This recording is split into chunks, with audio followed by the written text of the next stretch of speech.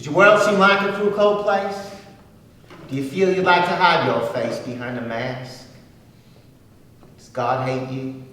And if that's true, do you wonder why He created you? And may I ask, the people whom you once held dear now look away when you come near, but nothing's said? Does everybody want to see you swinging from a gallows tree until you're dead? Whenever your daddy is all around, does it cringe, spit mucus on the ground and divert his eyes? Does your mom talk weather?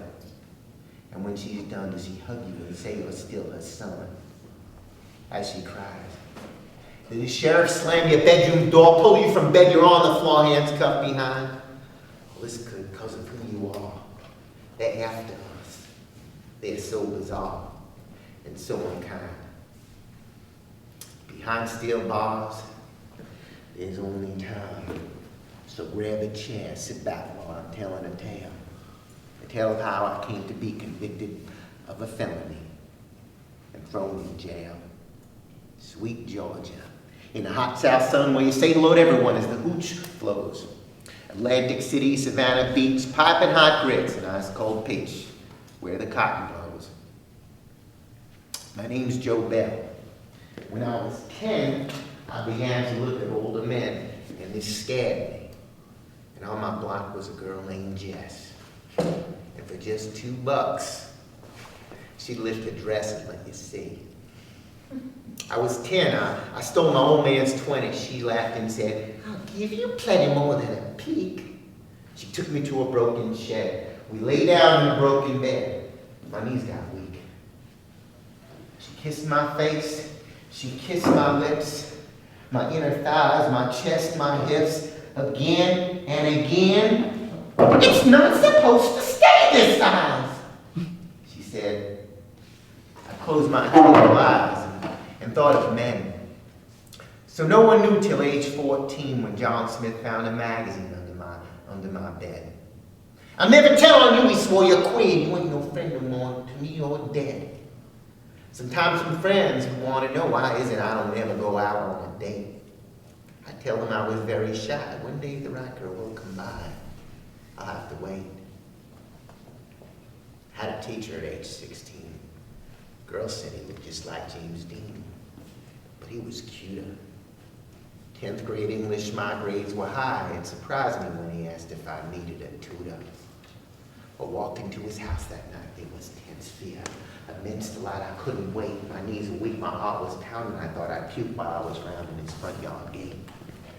Before I had knocked on his front door, he opened it and stood before me with a smile.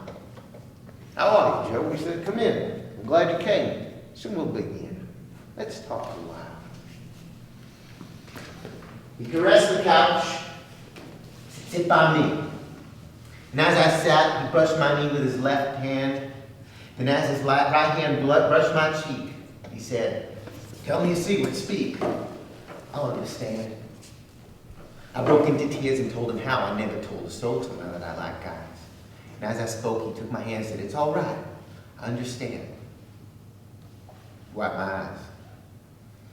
At 17, I took a trip to Atlanta where the bars are hip and the men are gay.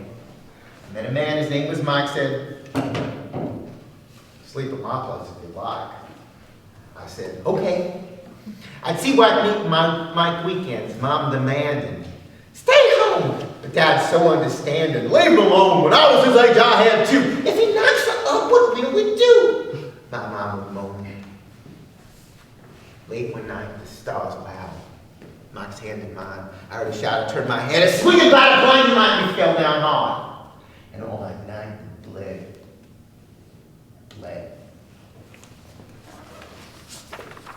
At 20, I was a bartender. And Freddie, a real big spending older man, drinking scotch and leaving tips and watching me while taking sips, gray hair, dark tan. A banker for the Midland Bank as he left the bar, my stomach sank. But he returned. He said he'd stop by Saturday. He shook my hand and walked away, and my hand burned. Saturday night, a dim lamp on my bedpost shook with my delight. My room was spinning. My apartment had crashed in storm crazy sea. Was it good for you, I asked? Well, he just lay there grinning. We'll watch my friend, my dad would yell, "You better answer me, Joe Bell, that's what you owe. You're turning me into a goddamn nut. Open your mouth and tell me what I already know."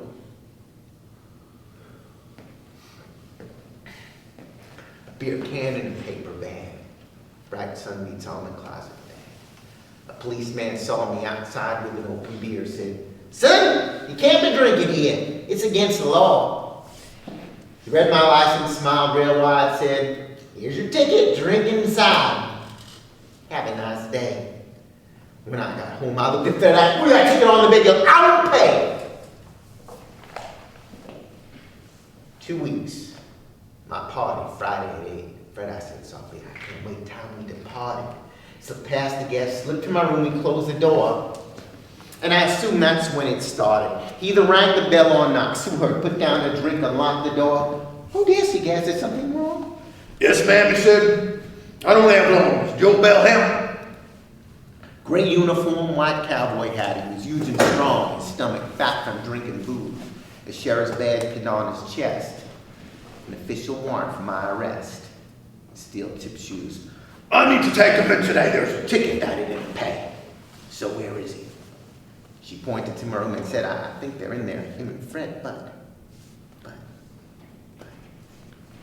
I think they're busy." He cracked the door and peeked inside. He saw that, slammed it open wide, pulled me from bed. I ate the wood floor, painfully cuffed my hands and back and then went for Fred. Fred, straight and queer, sat row by row. Mom was there, his dad said no. The judge looked grim. Black robe, red eyes stared hatefully. And the prosecutor winked at me when I looked at him. The judge said, "Jury, before we start, please use the law and not your heart. Let's get this straight. Fellatio is sodomy, and sodomy is a felony in this here state." The prosecutor began to cite Bowers v. Hardwick, where Justice White and the Supreme Court, after a vote of 5-4, said privacy don't exist anymore. My trial was short. Bowers v. Hardwick. A case like mine, it's still the state's right to define what's moral, what's not. A fascist state where they hate queers and can lock us up for 20 years to rot and rot. Inside the cell, I curse my fate. They say I'm an enemy of the state. And now I feel the hatred pounding in my blood. I'd kill them all now if I could break bars of steel. Does your world seem like a cruel, cold place? Do you feel you'd like to hide your face behind a mask? Does God hate you? And if that's true, do you wonder why he created you? Just thought I'd ask.